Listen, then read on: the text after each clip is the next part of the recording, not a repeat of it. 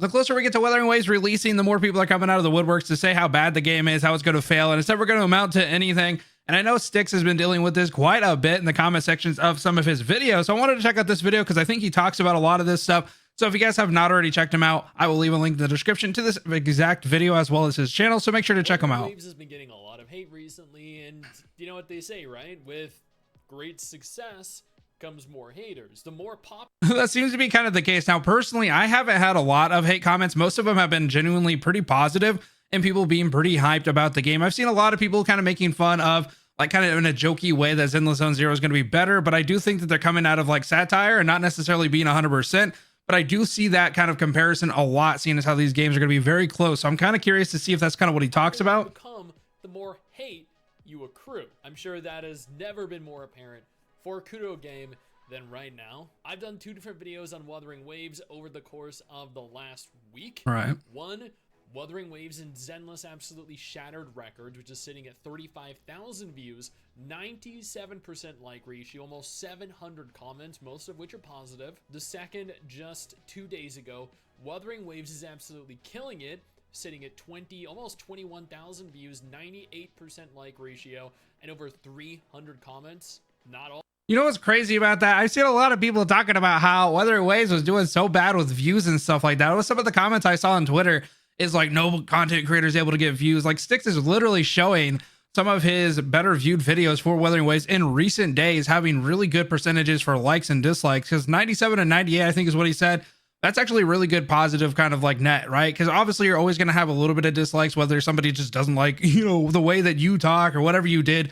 There's always a reason for somebody to kind of dislike it. And he did mention that there's positive like comments going throughout. I've never really had too many negative comments, like I said earlier, but I'm kind of curious to see, because usually I don't know, bro, it's always the minority of like haters seem to talk the loudest. So I'm kind of curious to see. Clearly players are equally as excited, equally as happy. They mirror my sentiment. And while we have a lot of positive to talk about today, I just want to point out on those videos, we received comments like, Wuthering Waves is killing it. Yeah, all the Wuthering Waves videos from non-mainstream content creators getting 3D That's what I was talking about. Really shows the hype from people and not bot pre-registration numbers. The whole Kudo botting all their... Okay, hold on. Before he goes on to talk about that, that's what I was talking about. This must have been the one that I see, dude, because I saw this on Twitter at first and everybody was talking about how nobody's getting views over whatever. And I'm not a big creator. I'm only at 8K, but most of my stuff does well over 1K, if not into the 2K range, right? So obviously, even Styx was talking about some of his view count and stuff like that. So obviously view count doesn't always equate to like how much hype it is, but obviously if stuff is getting more and more views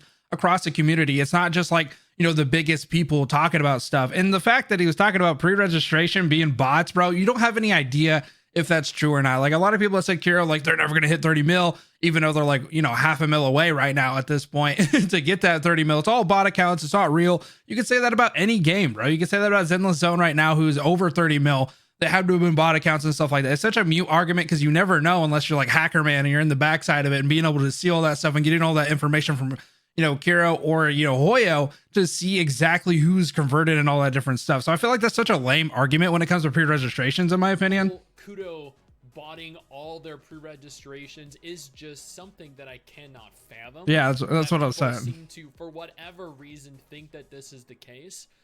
I'm not saying that they don't bot some of the numbers, but botting 20, 30 million, especially looking at the numbers that they accumulate in terms of videos on their channel, hundreds of thousands, potentially millions. Yeah, that's okay. So that's another thing is like, okay, so I made the point that when people are saying that it wasn't that hype, right? So a lot of people are like, oh, it's not that hype and stuff. I would always bring up the views on some of their videos and people would be like, that's not marketing. They just put ads on it and then they ran it. And that's why I got so many numbers. It's like, do you know what marketing is, bro? That's marketing. It's promoting. Obviously, it's embedded in some different places, so it counts as a view and stuff like that. But that is marketing. Pushing it into different spots, like on Twitter and all that different stuff, is marketing. So obviously, they're doing it well if those are converting to views on the YouTube stuff. So a lot of them probably are organic just from being able to see and stuff like that. And obviously, those convert into pre-registrations, just like Styx was saying. There's no way that Kiro is just spending all this time with 25 million bots. It's just like backloaded on their servers or something and running all these accounts to like fluff up the numbers. It just doesn't make sense. Now, could there be a couple million or maybe like a couple 100,000? Sure. Maybe they're kind of fluctuating a little bit to kind of boost it. who knows? Like I said, it's hard to tell whenever you kind of go into that type of stuff, unless you're super advanced into networking and the way that this stuff is perceived with bots and stuff. You'd have to really understand exactly what you're talking about to make those accusations, I don't know, it just seems a little in my far-fetched. opinion. People are also going mental because there's free 5-star Echo. OMG. Apes don't even know what an Echo is. It's a trash that you farm in a game. After 2 weeks, you'll have more 5-star Echoes than you know what to do with. It literally means nothing to get this person right. Okay, before he says something, because I kind of feel like maybe we're going to be on the same vein, the fact that you can get a 5-star Echo at Union level 8 is kind of nuts, because not only does it give you a nice little boost to your account, you can actually select depending on who the character you're going to be playing as. So you get a nice little boost. So obviously in game, right? You're going to be grinding Echoes for quite a bit of time. It's just part of every game. You're always grinding for something. That's the point of like a live service type of game. You're always wanting to do something and get the best stats. So obviously by the end of it, you will be getting probably a lot of 5-star Echoes and stuff like that. So obviously in the grand scheme of things, it might be a little bit mute, but you're talking about Union level 8. You're going to be like at the beginning with whatever character you chose, with whatever Echo you chose to help that character out. And it's going to help you out a ton to get started. Basically, you're going to have like a nice little advantage. So then you're kind of in a spot where you can play better and just have a more enjoyable experience pretty early on without having to worry about farming right away.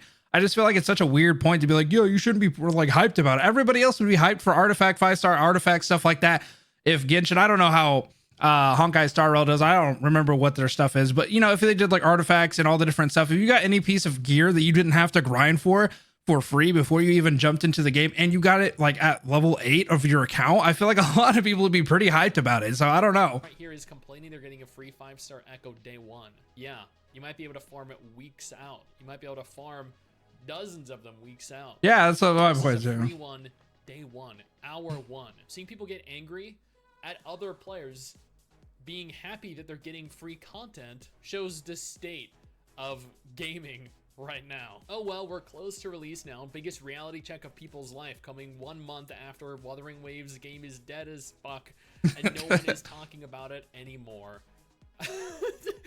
Yeah, that's what I was gonna say. It's just like, what? So what he was kind of talking about before that is just like, people cannot handle or stand people just being happy to want to play Wuthering Waves.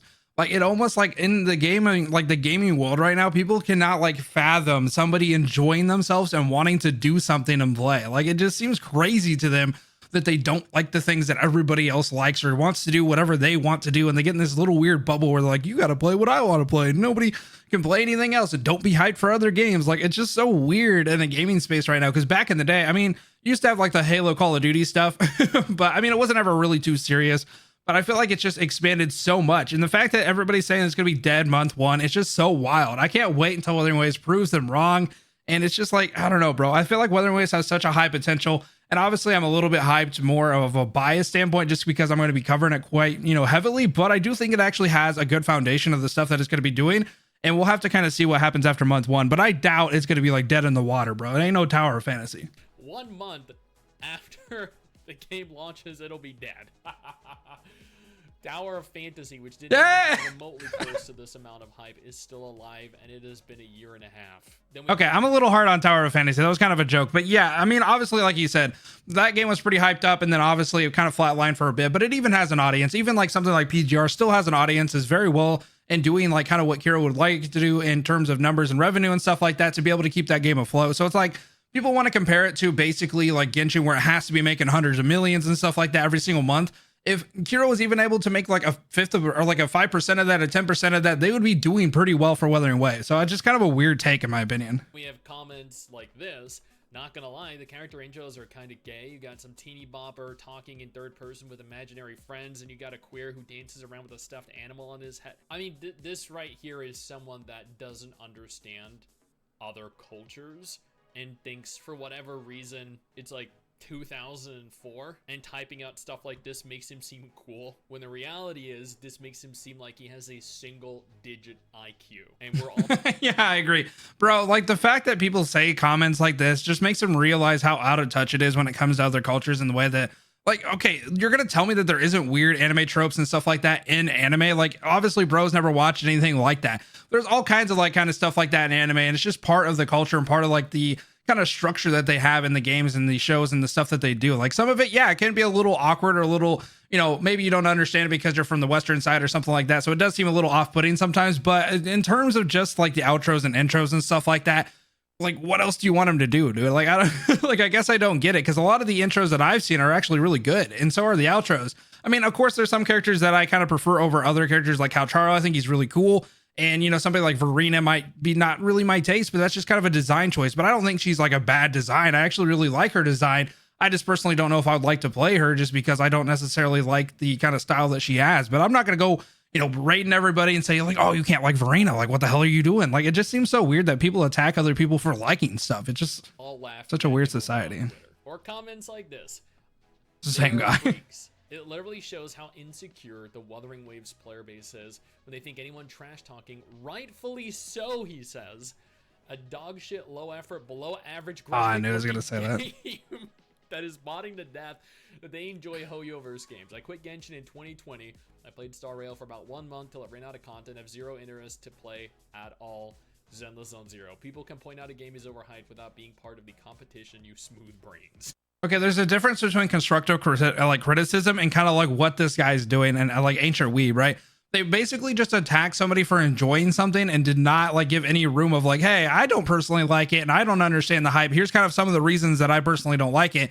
And instead they kind of just attacked everybody who likes it, and then they call everybody just pansies because they don't want to deal with the trash talking and stuff like this. It's like, this isn't an Xbox, you know, 360 lobby on Xbox Live, dude. Like, we're not sitting here trying to dog shit each other just because, you know, one person doesn't like whatever. And the fact that they brought up like, oh, I don't even play Hoyoverse games because it can't be me. It's like, there's elitists in every single community. So you can play anything and think everybody who plays like Hoyo or Kiro games is just like stupid and should play your game or whatever the heck this person's interested. Maybe it's not even these type of games. Maybe they don't even like gacha games.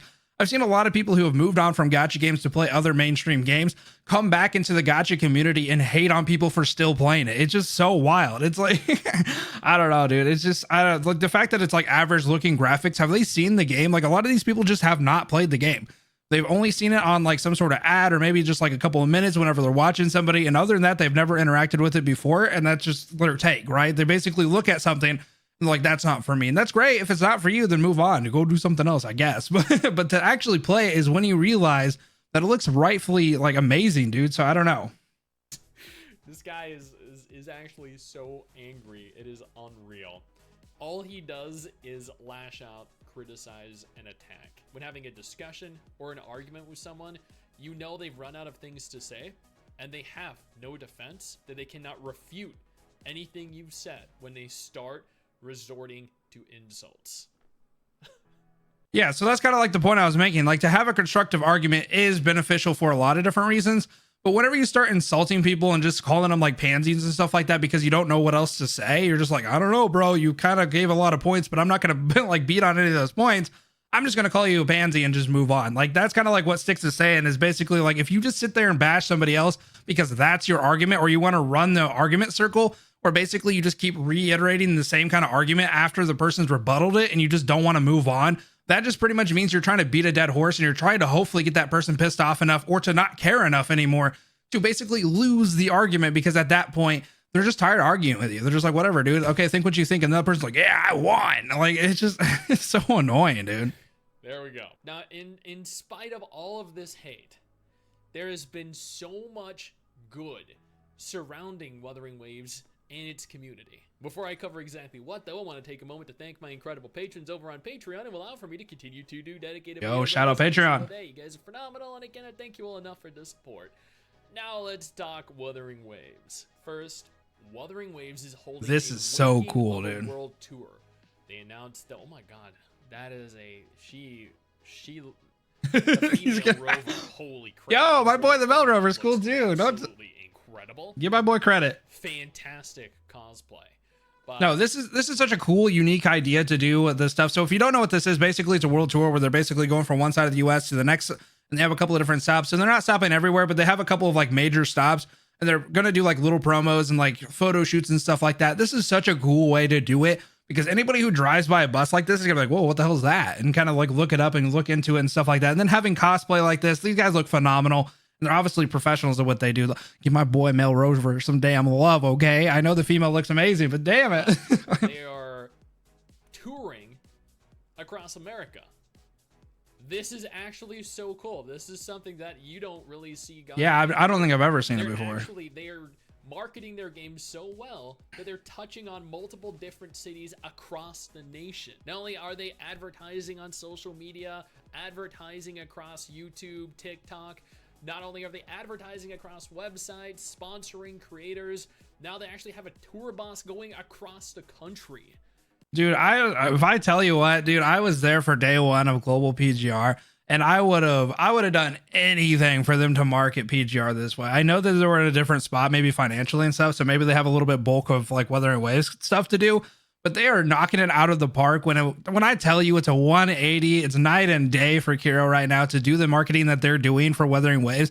I can't stand when people are like, they're not marketing enough, they're not doing enough. People are saying that like a couple of weeks ago, and it's like they're going to wait for 2 weeks in to like basically the 2 weeks before the game releases. That's when they're going to be doing stuff. Look at this stuff. They're doing so crazy stuff. All the ads are being pushed to different countries. I've seen a lot of people at the beginning of the last couple of weeks or so. I got a couple of ads on my YouTube, on my TikTok, on Twitter as well. And I've seen some people in some different countries saying that they weren't getting anything. But recently, over the last couple of days, I've seen those same people talking about how they're starting to get more ads in their respective countries. So obviously they wanted to push it out to some of the bigger countries and some of the more like, broader fan bases and stuff like that. And now it seems like they're really just honing in on some of the smaller kind of countries and some of like the niche countries and stuff like that, which is super nice to see that they're trying to include as many people as they can. And just having something like this it just makes me so damn happy, bro. This is exactly what I was hoping Kiro would do for PGR. And they finally took the criticism, which is why I love Kiro, bro, because they always take criticism.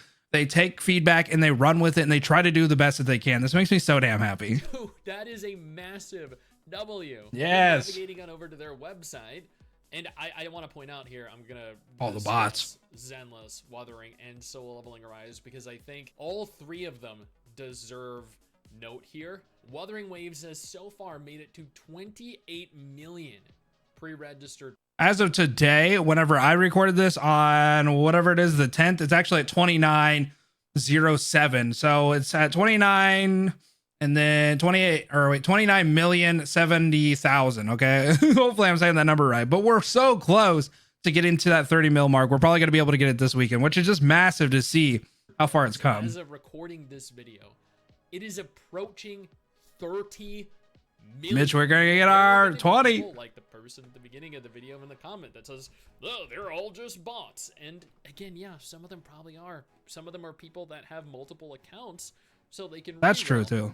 And then that's true too. So that's another thing nobody ever talks about, because to get the pre-registration rewards, if you're going to reroll, you are going to have to make multiple different accounts to pre-register to get those rewards. It happens with every single game. And so obviously there's going to be people, probably not 28 million people, but quite a bit of people who have like, 10, 15 different accounts that they're going to be trying to reroll on. So that's another equation that a lot of people don't even talk about when it comes to the kind of like influx, I guess, or the fluff of the numbers. So obviously there are going to be multiple entries by a similar person or a same person, obviously, and that's going to be kind of fluffing up the numbers. But I don't necessarily think it's 20 million bots and then a couple of buddies from like New York or something like that that has reroll accounts, So are legitimate players that are just interested in seeing what the game is.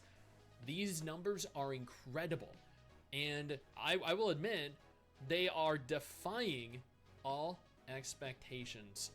Not just Kudo with Wuthering Waves, but also Zenless Zone Zero, which is sitting at almost 35 million. That's crazy, bro. Players. Yo, I think the real talk though, real like small tangent, I think Zenless Zone Zero is getting a massive amount of hate for no reason. I think the game's actually pretty fun. I haven't really done my video on it because I'm still kind of messing around with the beta a little bit just to get my final take, but I actually think Zenless Zone Zero is in a really good spot and they've improved on it quite a bit. But to kind of take on to what Styx was kind of saying, like just even like over the last couple of years, we've seen games go from like, 1 or 2 or 3 million pre-registrations as their kind of prerequisites to get some of the different rewards to almost hitting like 30 mil, 10 mil, all these bigger numbers. And you're seeing people actually hitting it. It's crazy to see how much of the gacha space is just starting to kind of like go exploding, dude. Like we're getting to a point where gacha is becoming mainstream. And yes, that happened a little bit because of Genshin and being on the right time in the right place. But I think a lot of these other games that are capitalizing on kind of the growth of Genshin and showcasing that mobile games aren't just mobile games, we're able to kind of proceed past that and be able to make really good games on mobile that convert to PC and to console and stuff like that. I really think that this is shaping out to be a really fun experience for anybody who was kind of like part of the gacha sphere in the last couple of years. We're seeing a massive amount of growth, and it's so happy. Like, it makes me so happy to be part of it. The 8th of May, this might end up hitting 40 million by the time it launches. Wuthering Waves might end up hitting 30 million by the time it launches. We're close. So that's 2 days ago for him. Rise also managed to make it to 15 million pre-registered players. An absolutely phenomenal number. That's kind of crazy, but solo leveling is pretty popular though. The course of May through June as an anime absolutely and a manga, destroying records. But that could also be attributed to the fact that gacha games now, or at the very least the larger, more popular, higher budget gacha games, have a much larger pool of players that they can potentially get interested in their game when compared to releases just almost 2 years ago. That's what I was saying. Is exactly what I was saying. We're in pre-registration, or 3 years ago when Genshin Impact was. The genre has exploded. Yeah, Sticks and I are the same wavelength. And games like Solo Leveling Arise, games like Zenless Zone Zero, games like Wuthering Waves are all taking advantage of this. Once again, there is going to be a lot of hate that Wuthering Waves gets. Honkai Star Rail got an egregious amount of hate when it was approaching launch as well. People were saying the turn-based combat is garbage. The game doesn't look as good as Genshin. The world looks kind of like they attacked everything they could. And Honkai Star Rail, for probably about half the year, ends up making more than Genshin makes each month. While Wuthering... Yeah, that's what's crazy though, is because that did happen, because I was in all 3 CBTs for Honkai Star Rail, and so many people said that it would not do well because it's turn-based. People must have not have known what was going on in the like the 2000s, bro, because turn-based was it, dude. Turn-based was so much fun. It was so popular back then, and people just kind of forgot that I guess it existed or something, because everybody's like, it's not going to do well. It's not it's turn-based and stuff like that. It's like, you forget some of the most popular stuff, bro, is like some form of turn-based and has turn-based elements in it, or at least it was back in the early 2000s into the mid 2000s. So it's like it's a popular franchise and a popular like genre, obviously. So it did get a little bit of a boost from the Hoyo stuff, but I think that it ended up being its own thing, and obviously it's kind of outscaling Genshin in some months and some kind of, you know, events and stuff like that it's doing.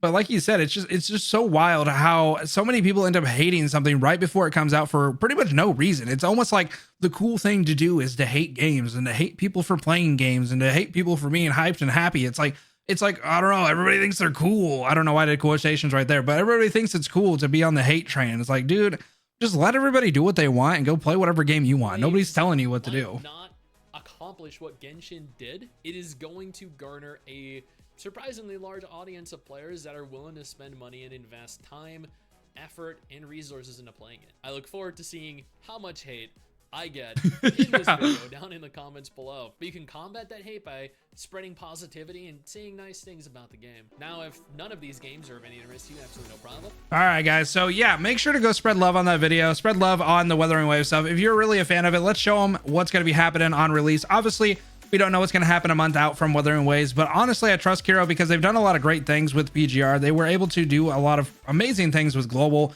and really structure the story in a different way and be able to make you like quality of life stuff and just really enhance the global experience. They do all kinds of different stuff for marketing now for PGR, and I really imagine that the fact of the matter is they are willing to listen to feedback, like I talked about a little bit earlier in the video, and that's what makes them so appealing for a lot of people, is to have that one-on-one with a dev and just have them sit down and be like, you know what, this is some of the stuff we're willing to change. We messed up on this stuff, and I think that's what Kiro's really shining, is because they're being human, bro. They're being human. They're devs. We get it. There's some stuff that they can't really change, some stuff that has to be a certain way just because maybe they put a lot of money and effort into it or whatever. But we've seen time and time again, even rewriting 90% of the story for Wuthering Waves just to kind of like prove a point of like, we need to make stuff better if that's what it's going to be. And if you guys don't like it, we're going to rewrite it, even though it costs money, right? So it's just like, I feel like we're in such a great spot, and I cannot wait for it. It's going to be like 11, 12 days as we're recording this video. We're going to be playing day one. So like I said, make sure to spread Stick some love, and I will see you in the next one. Have a good rest of your night, guys. Peace.